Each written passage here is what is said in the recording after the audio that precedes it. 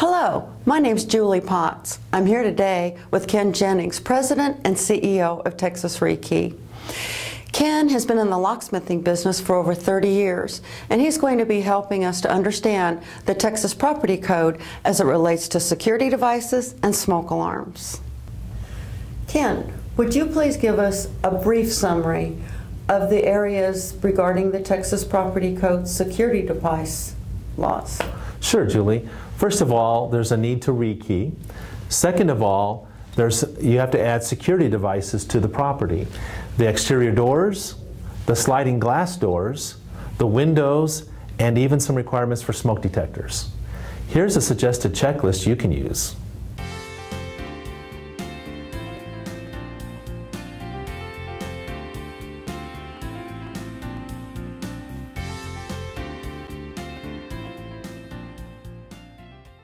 I noticed the first item on your list is rekeying. Yes. Could you please elaborate on what that means? Sure.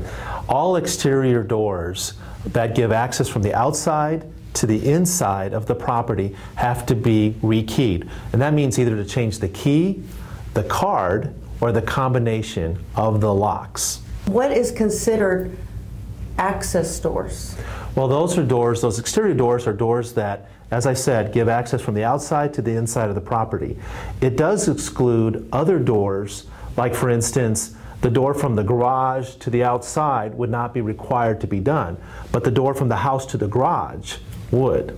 Neither does the overhead roll-up doors. They don't require to be rekeyed under the Texas Property Code. How long does the landlord have before the rekey process needs to be finished? Well, the Texas Property Code gives the landlord 7 days from the time that the tenant takes possession of the property to complete the rekeying and making sure that all the locks are in place.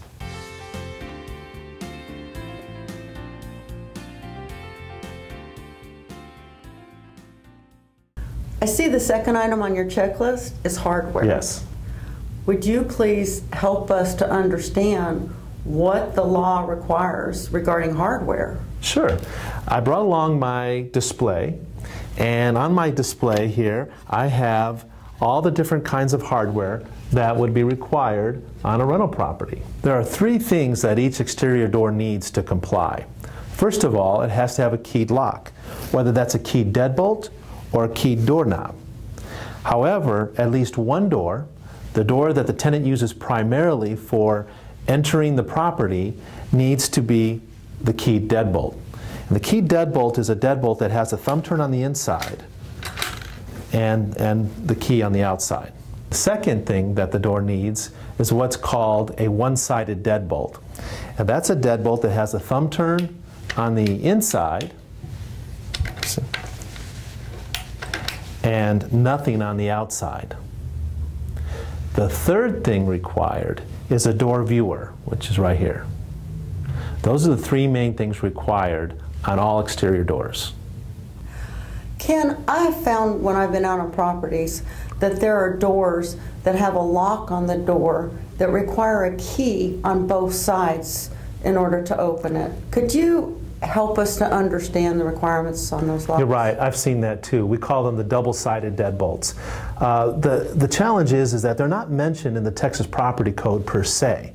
However, there are other city ordinances and fire codes that could play a part in those. Many fire codes say that people have to leave the property without use of a key, knowledge, or special device.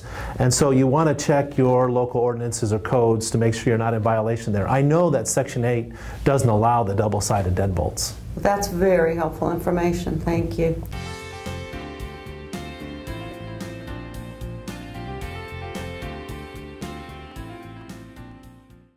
Now that we've talked about the basic requirements of hardware on your doors, I'd like to talk for just a moment about adequate substitutions. There is a substitute for the door viewer, and that would be a clear glass pane in the door or a one-way mirror that allows the tenant to look outside. When it comes to the keyless deadbolt, there are also 2 substitutions for it. The first is the ring bolt or drop bolt system, as you see in the picture here. The last substitution would be a metal bar or a metal tube across the door. Those are the only two substitutions that you can use in place of the keyless deadbolt or the one-sided deadbolt. What's not acceptable, according to the Texas Property Code, is a chain latch, a barrel bolt, or a flip latch. Those do not substitute for the keyless deadbolt.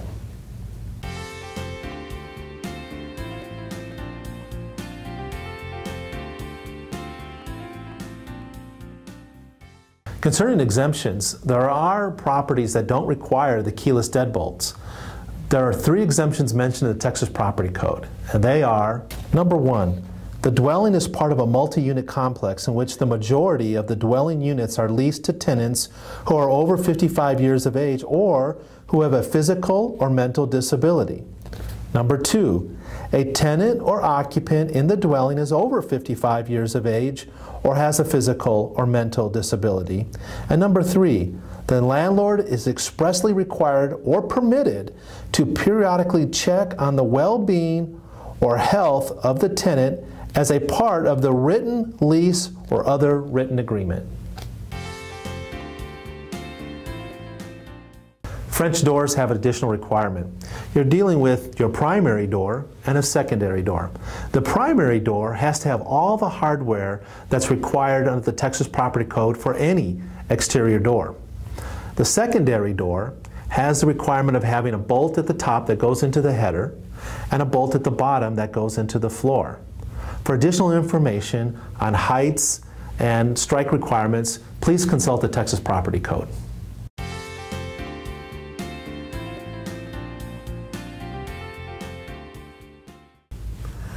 Let's talk about sliding doors. Yes. There are 2 main things that are required on sliding doors.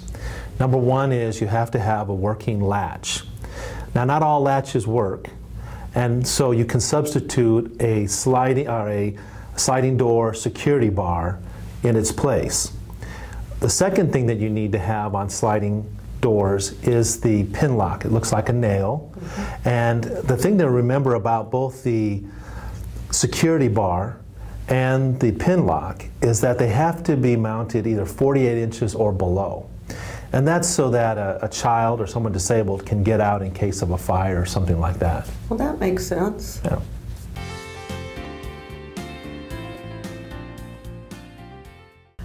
Now we're going to talk about window requirements.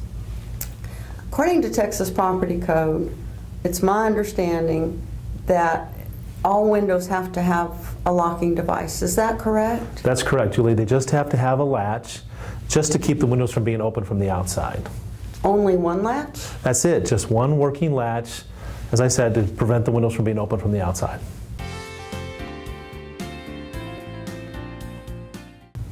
Our last topic regards smoke alarms. We're required to have smoke alarms in all properties. The question can be, where do these go? It's a good question, Julie.